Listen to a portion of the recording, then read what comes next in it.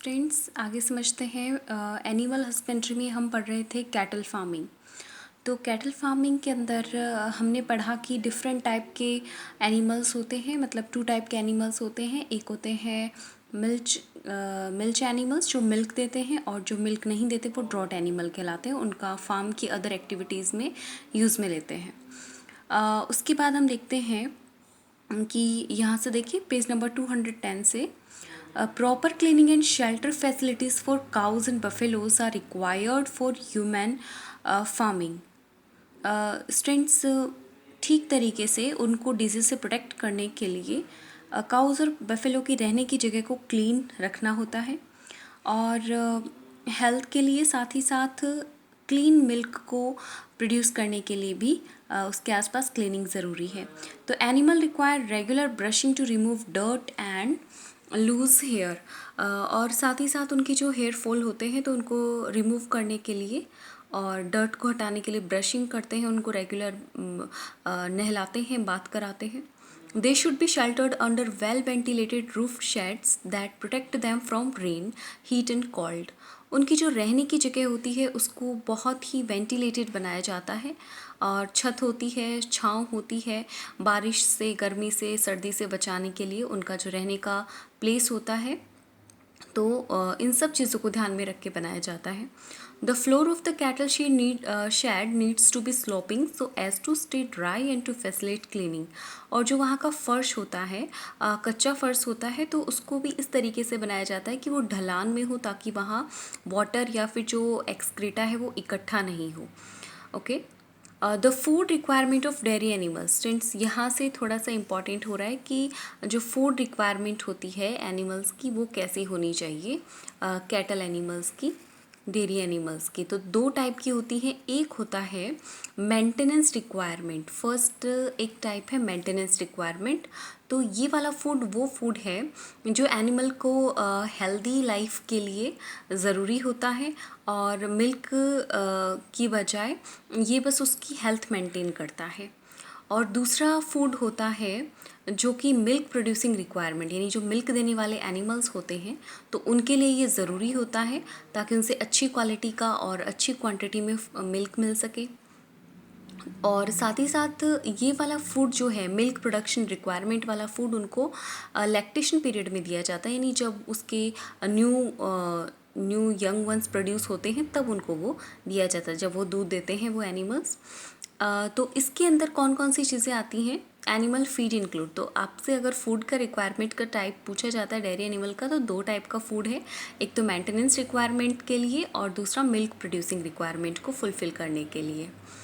अच्छा, अब एनिमल का जो फूड होता है उसमें क्या क्या चीज़ें इंक्लूड होती हैं? एक तो रफेज में लार्जली फाइबर होते हैं, मतलब रेशे होते हैं, और यानी कि जैसे घास फूस होता है वो समझ लीजिए, सूखा घास होता है, स्ट्रो होता है।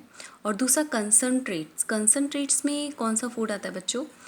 इसमें फाइबर कम होता है, लेकिन जो दूसरे प्रोटीन और न्यूट्रिएंट होते हैं, कार्बोहाइड्रेट, न्यूट्रिएंट, फैट्स, तो ये इसमें हाई लेवल में होते हैं। जो दूसरा वाला फूड है कंसनट्रेट्स, तो ये वाला फूड कंसनट्रेट तो मिल्क के लिए दिया जाता है, और उनकी बॉडी में मिल्क देने की वजह से कोई रिडक्शन नहीं हो, और रफेज बस उनकी हेल्थ मेंटेन करने के लिए होता है। Cattle eat balanced rations containing all nutrient in proportionate amount, मतलब बैलेंस्ड उनको फूड चाहिए। Beside such nutritious food material certain feed additives containing micro nutrient promote the health and milk output of dairy animal. और इनके साथ साथ हमें कुछ न्यूट्रिश food भी दिया जाता है उनको, जैसे चारा आता है, पशु आहार आता है, तो ये सब चीज़ें डाल के उनको फूड में देते हैं, ताकि जो न्यूट्रिएंट की ज़रूरत होती है वो उनकी पूरी हो सके। ओके स्टूडेंट्स, नेक्स्ट देखिए, cattle suffer from A number of diseases. The disease beside causing death reduce milk production. अब कैटल्स होते हैं उनको कुछ डिजीज़ भी हो जाती हैं, जिससे मिल्क प्रोडक्शन कैपेसिटी है वो भी इनकी कम हो जाती है, और ज़्यादा ही बढ़ जाती है तो उनकी डेथ भी हो सकती है। तो animal feeds regularly and has a normal posture. Normally अगर हेल्दी एनिमल की पहचान है तो एक तो वो ठीक से खाएगा और उसका जो पॉस्चर है, खड़े होने का, बैठने का पॉस्चर है, वो बिल्कुल सही रहेगा, नॉर्मल रहता है। लेकिन अगर वो ठीक से खाना नहीं खाते, उनका ठीक से वो खड़े नहीं हो पाते, इसका मतलब उनको कोई ना कोई डिजीज़ है, कोई ना कोई प्रॉब्लम है, वो हेल्दी नहीं है। तो द पैरासाइट्स ऑफ कैटल में भी बोथ। अब इनमें क्या होता है, पैरासाइट्स जो है इनकी बॉडी पे रहते हैं, जो उनकी हेल्थ को अफेक्ट करते हैं। तो पैरासाइट्स होते हैं वो दोनों टाइप के होते हैं, एक एक्सटर्नल और एक इंटरनल। तो एक्सटर्नल होते हैं वो तो इनकी बॉडी के ऊपर, स्किन के ऊपर स्टिक हो जाते हैं और स्किन डिजीज़ के लिए ये रिस्पॉन्सिबल होते हैं। लेकिन जो इंटरनल पैरासाइट होते हैं वो ज़्यादा ही अफेक्ट करते हैं और ये स्टमक को और इंटेस्टाइन को अफेक्ट करते हैं। और जो फ्लूक्स जो होता है, लीवर फ्लूक होता है, वो लीवर को ही डैमेज कर देता है। तो इस तरीके से आपने देखा कि पैरासाइट होते हैं वो किस तरीके से कैटल को कैसे डैमेज करते हैं उनकी हेल्थ को। तो एक इंटरनल पैरासाइट है, एक एक्सटर्नल पैरासाइट है। इंटरनल पैरासाइट उनकी बॉडी के अंदर रहता है, इंटेस्टाइन को, स्टमक को, लीवर को, इनको डैमेज करते हैं। और एक्सटर्नल होते हैं वो उनकी स्किन पे स्टिक हो जाते हैं और स्किन रिलेटेड प्रॉब्लम क्रिएट करते हैं। इन्फेक्शियस डिजीज़ भी होती है इनमें, और वो कौन सी इन्फेक्शियस डिजीज़ हैं, किन के थ्रू होती हैं? बैक्टीरिया और वायरस के थ्रू जो डिजीज़ होती है उनको हम बोलेंगे इन्फेक्शियस डिजीज़। तो उनसे बचाने के लिए उनको वैक्सीनेट किया जाता है, एनिमल को वैक्सीन्स दिए जाते हैं, वैक्सीनेशंस दिए जाते हैं, जिससे ज़्यादातर वायरल और बैक्टीरियल डिजीज़ होती हैं वो उनमें नहीं फैलती।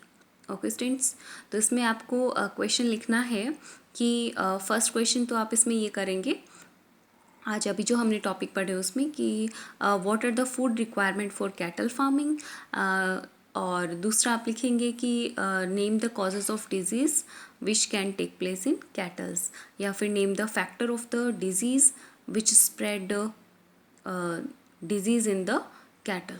ओके, तो उसमें आप बता देंगे एक तो पैरासाइट की वजह से होता है और दूसरा बैक्टीरिया और वायरस भी इसको इन्फेक्ट करते हैं। नेक्स्ट टॉपिक अपना आता है पोल्ट्री फार्मिंग। पोल्ट्री फार्मिंग क्या है स्टूडेंट्स? जो हैन या फिर कॉक होते हैं उनको रखना ही पोल्ट्री फार्मिंग में आता है। तो ये किस लिए किया जाता है स्टूडेंट्स? ये फॉल और एग के लिए किया जाता है। तो poultry farming is undertaken to raise domestic fowl for egg production and chicken meat. मतलब पोल्ट्री फार्मिंग है, इसके अंदर एग प्रोडक्शन के लिए या फिर जो उनके जो बच्चे होते हैं, चिकन होते हैं, उनके लिए या फिर मीट के लिए पोल्ट्री फार्मिंग की जाती है। तो improved poultry breeds are developed in farm to produce layers for egg and broilers for meat. तो अच्छी क्वालिटी की पोल्ट्री को इम्प्रूव करने के लिए और दूसरा इनसे लेयर्स, यानी कि जो एग प्रोड्यूस करते हैं, एग के लिए जिनको पाला जाता है उनको तो हम बोलते हैं स्टूडेंट्स लेयर्स, और जिनको मीट के लिए पाला जाता है उनको बोलते हैं ब्रॉयलर्स। ठीक है, आपको ये दोनों ध्यान रखना है। लेयर्स कौन से हैं? वो हैं एग प्रोड्यूसिंग, और जो मीट प्रोड्यूस करते हैं, मीट के लिए जिनको पाला जाता है वो ब्रॉयलर्स होते हैं। आगे देखिए students, the cross breeding programs between Indian indigenous for example Aseel and foreign exotic for example leghorn. तो आपको इसमें एग्जांपल आ गई कि जो देशी नस्ल की मुर्गी है, इंडिजीनियस है, इंडियन ब्रीड है, वो है असील, और जो एक्जोटिक है उसकी एक फॉरेन क्वालिटी है, वो क्या है? लेगहॉर्न। तो एक एक Indian species of poultry farming के लिए आ गया, मतलब एक इंडियन स्पीसीज ऑफ हैन है और एक फॉरेन स्पीसीज ऑफ हैन है, वो है leghorn. Okay students, breeds for variety improvement are focused on to develop new varieties for the following desirable traits। यानी कि जो पोल्ट्री फार्मिंग है तो उसमें कौन कौन से पॉइंट्स को ध्यान में रखा जाता है जिसके लिए इनकी वैरायटी इम्प्रूवमेंट की जाए। तो क्वेश्चन ये बनेगा कि for variety improvement on which factors is focused, on which factors it is focused to develop new varieties। Okay, हमें वो पॉइंट्स बताने हैं कि जिनके अकॉर्डिंग हम ये चूज़ कर सकें कि ये वैरायटी इम्प्रूव्ड है। मतलब क्या क्या क्वालिटी चाहिए, क्या क्या डिज़ायरेबल कैरेक्टर चाहिए जिनके लिए इनकी वैरायटी इम्प्रूव की जाती है। तो एक तो number and quality of chicks, यानी कि जितने ज़्यादा चिक्स प्रोड्यूस होंगे, जितने ज़्यादा उनके बच्चे प्रोड्यूस होंगे, उतना ही पोल्ट्री फार्मिंग में फ़ायदा होगा।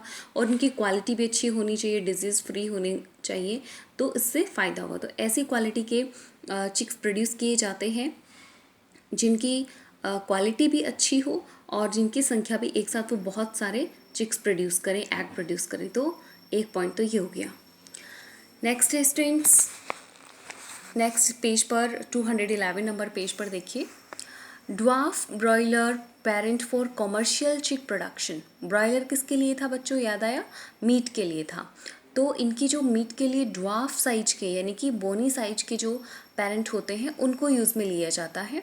कॉमर्शियली यानी कि चिकन्स जो होता है तो उसके लिए चिक्स प्रोड्यूस किए जाते हैं और उसको बाहर मार्केट में बेचने के लिए ड्वार्फ साइज के यानी शॉर्ट साइज़ के ब्रॉयलर्स प्रोड्यूस हों, ऐसी क्वालिटी इम्प्रूव करना चाहते हैं पोल्ट्री फार्मिंग के लिए। तीसरा, समर अडेप्टेशन कैपेसिटी और टॉलरेंस टू हाई टेम्परेचर।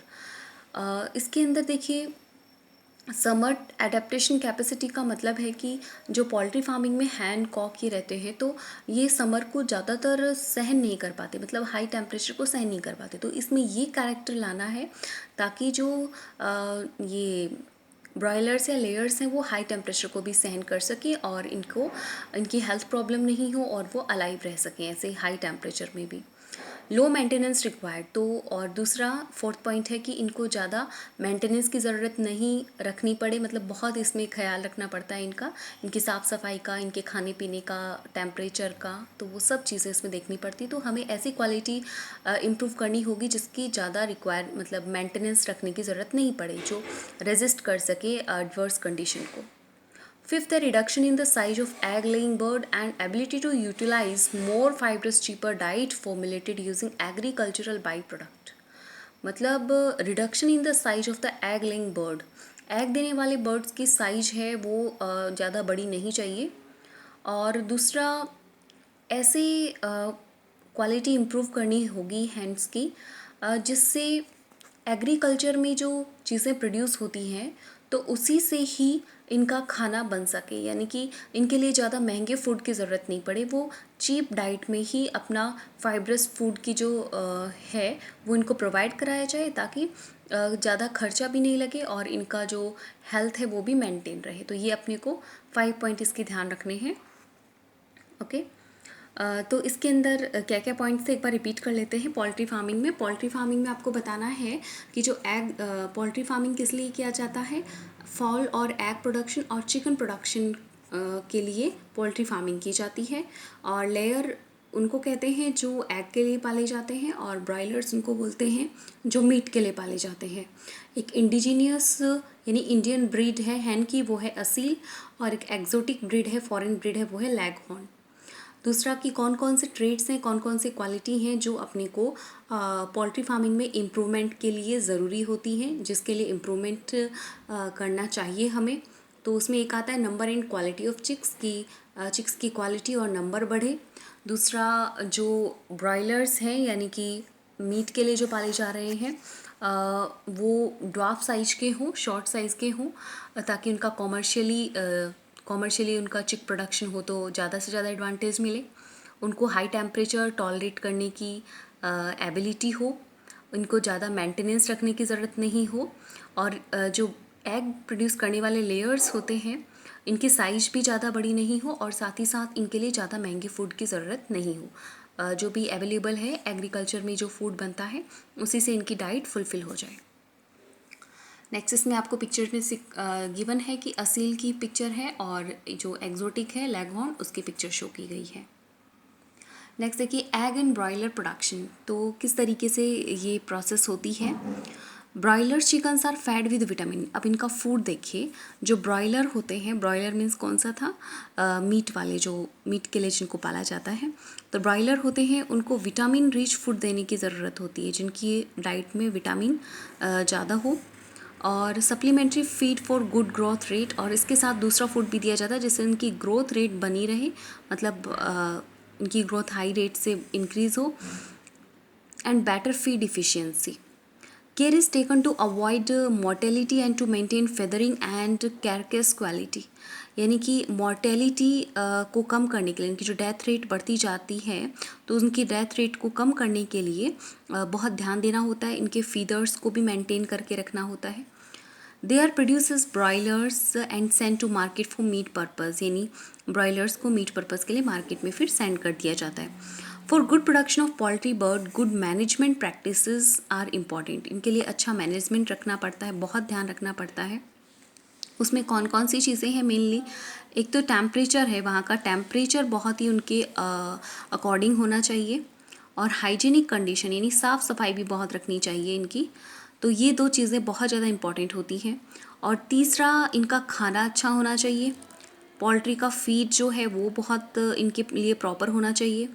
और फोर्थ, इसमें prevention and control of disease and paste, यानी कि जो पेस्ट हैं वहाँ छोटे मोटे इंसेक्ट्स हैं या फिर जो बैक्टीरिया वायरस हैं, तो इनसे भी हमें पोल्ट्री फार्मिंग के अंदर जो रहते हैं बर्ड्स, तो उनको बचाने की ज़रूरत होती है। तो क्या क्या इसमें क्वेश्चन बनता है कि for good production of poultry birds what is required, तो अच्छे प्रोडक्शन के लिए क्या क्या चीज़ें ज़रूरी हैं। तो पहला पॉइंट तो यही है कि good management practice is important, and for this क्या क्या चीज़ें आती हैं मेंटेनेंस में, temperature and hygienic condition, good poultry feed, and prevention and control of disease and pest is required. Okay. दूसरा देखिए कि the housing nutritional and environmental requirement of broilers are somewhat different from those of egg layers, egg देने वालों से और जो meet वाले हैं, मीट प्रोड्यूस करने वाले एनिमल हैं, तो उनकी रख रखाव, उनका न्यूट्रिशन, उनका इन्वायरमेंट वो बहुत अलग होता है। ठीक है। जो राशन है इनका, आगे देखिए, the ration daily food requirement को राशन कहते हैं। ब्रॉयलर्स का कैसा होता है, प्रोटीन रिच होता है, विटामिन रिच होता है, और उनमें प्रॉपर क्वांटिटी में फैट भी होनी चाहिए। तो ब्रॉयलर्स का एक बार पहले आया था तब विटामिन रिच की बात हुई थी, और अब प्रोटीन रिच फूड भी होना चाहिए इनका, साथ ही साथ एडिक्वेट फैट, यानी एडिक्वेट का मीन्स प्रॉपर अमाउंट में फैट भी होनी चाहिए उनके फूड में। The level of vitamin A and K is kept high in the poultry feeds, आया था ना कि विटामिन रिच, तो उसमें से विटामिन ए और के जो है वो हाई क्वांटिटी में रखी जाती है ब्रॉयलर्स के लिए। Poultry fowl suffer from a number of disease caused by virus, bacteria, fungi, parasite as well as from nutritional deficiencies, मतलब कौन कौन सी चीज़ें हैं जिनकी वजह से पोल्ट्री फाउल्स को डिजीज़ हो सकती है। तो एक तो पैथोजन हो गए कि वायरस, बैक्टीरिया, फंगी, इनकी वजह से उनमें डिजीज़ फैल सकती है। दूसरा पैरासाइट्स होते हैं, और न्यूट्रिशन की कमी की वजह से भी इनमें डिजीज़ हो सकती है। This necessity proper cleaning, sanitation, spraying of disinfectant at regular interval, तो इसके लिए हमें क्या करना होगा, प्रॉपर इनकी साफ़ सफाई, सैनिटेशन, और इन्फेक्शन को स्प्रेड होने से रोकने के लिए डिसइंफेक्टेंट का स्प्रे किया जाता है रेगुलर इंटरवल में, time to time. Appropriate vaccination can prevent the occurrence of infectious disease and reduce loss of poultry during an outbreak of disease। तो अगर प्रॉपर तरीके से उनको वैक्सीनेट किया जाए तो हम इन्फेक्शियस डिजीज़ से उनको बचा सकते हैं, और पोल्ट्री फार्मिंग में जो अपने को एडवांटेज हो रहा है उसको भी हम मेंटेन रख सकते हैं, और डिजीज़ के स्प्रेड होने को रोक सकते हैं। तो इसमें आपको एग एंड ब्रॉयलर प्रोडक्शन में क्या ध्यान रखना है कि जो ब्रॉयलर्स थे उनके लिए, यानी चिकन के लिए जो होते हैं उनके लिए विटामिन रिच फूड होना चाहिए, और प्रोटीन रिच फूड होना चाहिए, विटामिन ए एंड के उसमें प्रॉपर बहुत ज़्यादा क्वांटिटी में होते हैं, और फैट भी उसमें होना चाहिए। अच्छी क्वालिटी के अच्छे प्रोडक्शन के लिए क्या ज़रूरी है, मैनेजमेंट प्रैक्टिस ज़रूरी है, टेम्परेचर, हाइजीन, उनका proper food, prevention and control of disease and paste ज़रूरी है। और न्यूट्रिशन में सबका अलग अलग न्यूट्रिशन होता है, ब्रॉयलर्स का अलग, लेयर्स का अलग फूड होता है, और इनके डिजीज़ कौन कौन सी फैक्टर हैं जिनसे उनमें डिजीज़ फैल सकती है, तो वायरस, बैक्टीरिया, फंगी, पैरासाइट, और साथ ही साथ न्यूट्रिशन की डिफिशियंसी यानी कमी की वजह से भी उनमें डिजीज़ फैल सकती है। तो रेगुलर इंटरवल पर इनको सैनिटाइज, क्लीन, और साथ ही साथ डिसइंफेक्टेंट का स्प्रे किया जाता है। ओके स्टूडेंट्स, तो इसमें आपने कुछ क्वेश्चंस भी हैं, वो भी आपको इसमें सॉल्व करने, क्वेश्चंस आप करेंगे तो इसमें आपको पता चल जाएगा। तो आपको जो अभी मैंने क्वेश्चन बताए वो आप इसको नोट्स में भी प्रिपेयर कर सकते हैं कि इधर हमने पढ़ा था कि फार्मिंग के अंदर, यानी पोल्ट्री फार्मिंग के अंदर आपने क्वेश्चन ये बनेगा कि why is poultry farming required या फिर व्हाट इज़ पोल्ट्री फार्मिंग। तो poultry farming is undertaken to raise domestic fowl for egg production and chicken meat, ये इसका आंसर हो जाएगा। और लेयर्स होते हैं किसके लिए, एग के लिए, और ब्रॉयलर्स होते हैं मीट के लिए। Give example of indigenous and an exotic breed of hen, तो उसमें इंडियन का हो जाएगा असील और एक्जोटिक का लेगहॉर्न। और फिर ये क्वेश्चन बनता है कि what factors are focused on to develop new varieties for new varieties, तो उसमें आपको ये 5 पॉइंट्स लिखने हैं। और नेक्स्ट फिर एग एंड ब्रॉयलर का जो फूड है वो कैसा होना चाहिए, एग एंड ब्रॉयलर प्रोडक्शन के लिए फूड कैसा होना चाहिए। तो इसमें अपने को ब्रॉयलर प्रोडक्शन का ही फूड है, तो ब्रॉयलर प्रोडक्शन के लिए फूड कैसा हो वो आपको बताना है। Vitamin rich, protein rich, vitamin A, vitamin K rich food होना चाहिए। और फिर नेक्स्ट क्वेश्चन बनता है कि what are the requirement for a good production of poultry birds, तो उसमें आपको ये चारों पॉइंट बताने हैं कि गुड मैनेजमेंट प्रैक्टिस इम्पॉर्टेंट है, टेम्परेचर और hygiene condition, prevention and control of disease and pest, ये ज़रूरी है। और फिर पोल्ट्री फाउल्स होते हैं, उनको कौन कौन सी डिजीज़ हो सकती हैं, name the factor which affect the health of poultry fowl, तो उसमें आ जाएगा virus, bacteria, fungi, parasite and nutritional deficiencies. और फिर what precaution should be there to prevent poultry fowl from disease, तो proper cleaning, sanitation, spraying of disinfectant and at regular level. Okay students.